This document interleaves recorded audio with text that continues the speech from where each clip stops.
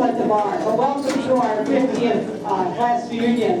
Whether you had to arrange your schedule in Ely or you traveled a great distance, everybody here made a great effort to be here tonight, and for that, we thank you for making this such a successful gathering. This event isn't about speeches, so I'm not talking. Besides, I wasn't scheduled to talk. Dwayne Krause was supposed to be on old and melodious DJ. Is having back problems, so he conked out on the reunion, and our fearless leader Sharon said, "You are it." So I got the job by default. No criticism, thank you.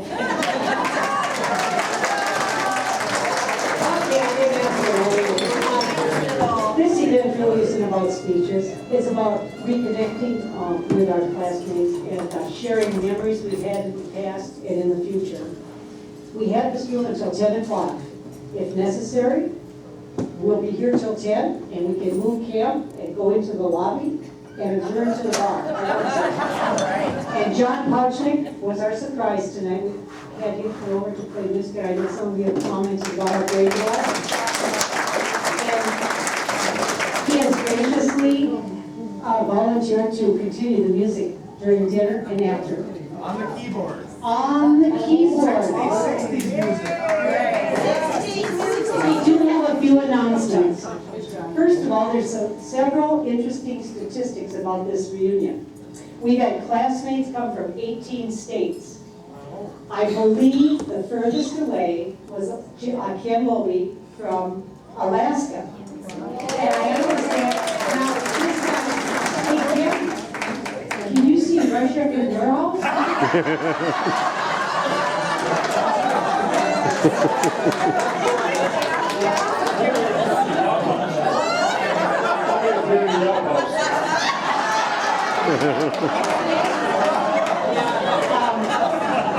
Most of you already know that Sharon Volta has run a real tight ship on me.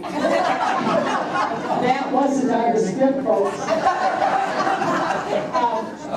Anyway, I should make note that not only is Ken Lobey from Alaska, but he traveled to Antarctica, is that correct?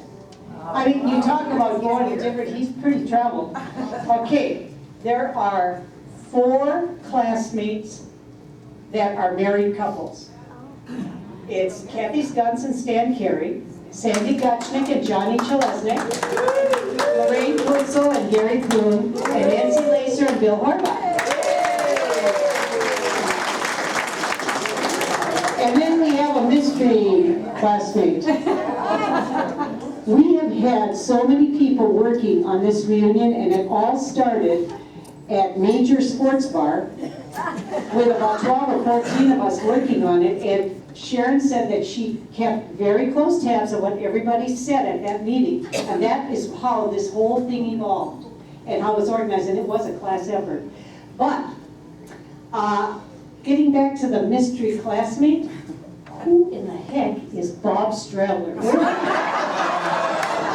Where are you, Bob?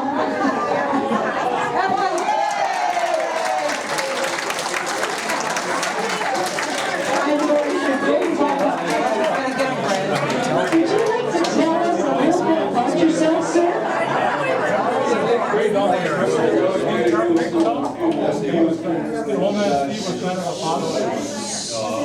I met a lot of friends, a lot of people I'd sure like to come back and see like here, but I only lived in Ely for about 9 years.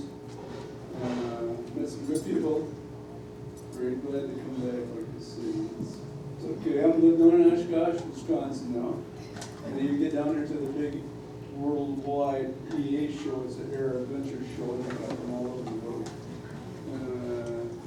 It's a good time, you know, it's maybe not as good as this. So it's a good time, yeah. I worked my, after I left here, I worked for Georgia, I did a couple of hidden this family, but my last my career ended up with Georgia Pacific, which was a paper mill.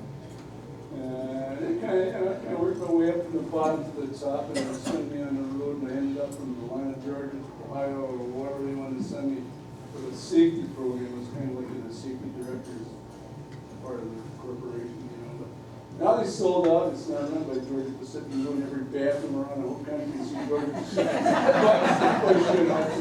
paper toweling and whatever, yeah. It's good life. I finished up with it. I'm glad to be back in Ely. See all you folks. So take care, say a prayer. Okay, we have cleared up the mystery last night, so now don't anybody ask Sharon again, who is Bob Stradlin?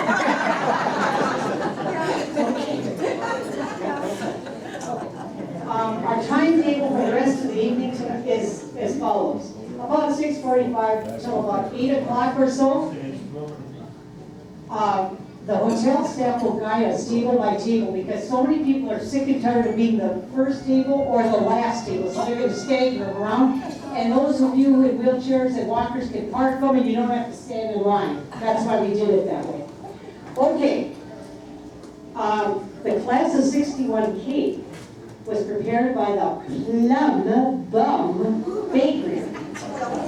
It's owned, but the most important thing is not only is it the best tasting bakery in town, but it is owned by the daughter of Pete Sershin and his wife Judy.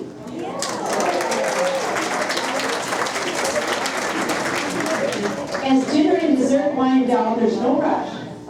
Our official photographer, Brad, who's also taking some snapshots back there, and by the way, he is Carol Thompson's son. He's going to guide us to the site for our official class picture in the lobby, I believe. Your own cameras are very welcome, and all classmates are going to receive an 8x10 photo mailed to you by September. There's no extra charge for that. We worked it out. I got a friend named Vito in Chicago. That wasn't on Sharon's approved list of comments either. I just couldn't resist it. Okay, every member of the class is going to get a copy of that class photo. If they didn't come, didn't register, they're still going to get a copy. This photo is also going to be put in the Ely Echo and on our website. Our official website is ElyWolf61.com. Our webmaster is the absent Dwayne Krause. Now, those of you who have been on the website, you've noticed that it's a beautiful website. He keeps adding stuff all the time. He has volunteered to continue putting old photographs as well as anything you may take tonight. And Carol is handing out slips so that you can send the pictures either by email or by mail to her or Dwayne, and they'll be posted on our official website. Okay, let's see. I have to be very careful to stay on the schedule. Okay, this whole reunion has been a class effort. If I had to list all of the people who contributed to this, starting with that first meeting with the group of us at that major sports bar, I told Sharon, I said, I could just take the doggone class list out of the yearbook and read everybody's name because everybody worked on it. So she let me skip 2.5 pages. But I really want to thank Joey Robich and Mary Louise Bianchi because they coordinated and saved information and addresses from all of the past reunions. Without their work, we would not have been able to put this thing together. If you had an opportunity to see the, where's Mary Louise Yankee? Hi, stand up, please, thank you, ma'am. They have worked, we just worked on one reunion. They've been doing it since we graduated in '61, so I mean, that's really a lot of work and dedication on their part. Eileen Hewitt has done a beautiful job of researching and preparing the obituaries of all of our classmates, of which there were 23. And the book is right here on this table, so maybe sometime during the evening you can come back if you have a chance to look at it, take a look at it. She's done a very, very nice job. Eileen, where are you? Stand up. Thank you, Eileen. And you know, our deceased classmates aren't forgotten. They live within our hearts forever, and that's true. So look at the book, please. I hope you stop to look at some of the picture displays of old photographs. that Marianne Kurtz has graciously put together. There's some on the easels here, there's some out in the front lobby. Take some time to go over them because they're really interesting and many of them we haven't seen before. I have to say that Kathy Mariani and Bernie Jarvie were the go-to people in Ely because none of us lived in town who were working on the reunion. So if we had a problem, Sharon got on that forum, or we got on email, and I can tell you, Pete, I'm going to say this, it's not on the schedule, Sharon, but when I found out about the Plum Bun Bakery, Carol said, yes, they got the best stuff. So I checked with Karen Hurdle. She goes, yes, it's the best food. Okay, all right, we're going to get it. I said, wait a minute. Pete Sershin hasn't sent in his form yet. So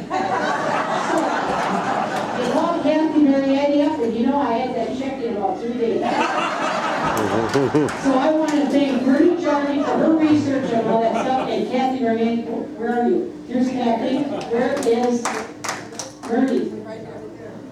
Yes, okay, all right. Now, after this event tonight, Karen Perlow is going to be driving her Audi convertible in the 4th of July parade.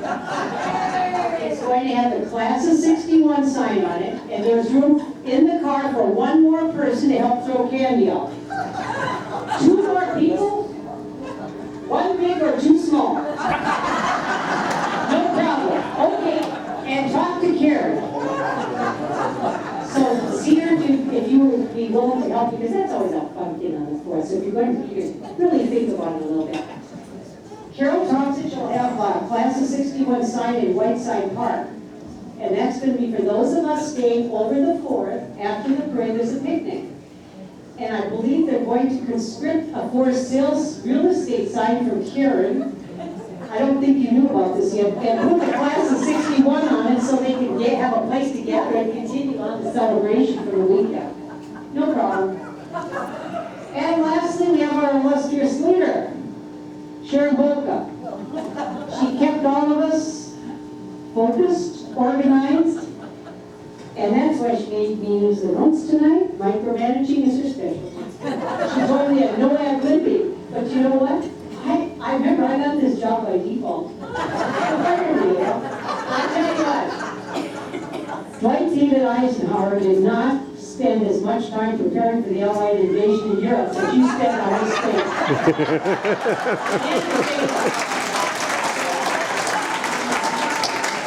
You can stand up. That's not on the schedule. All of it. I hope you all have a safe journey home, and I want to thank you all again, and also I want to thank Mr. Schulzenberg and Ms. Bergeron, a.k.a. Irene Ross, for attending tonight, because we all remember them very fondly. They're right up here, so please grab them Now, let's enjoy John's music, the food, and share some more memories. Thank you.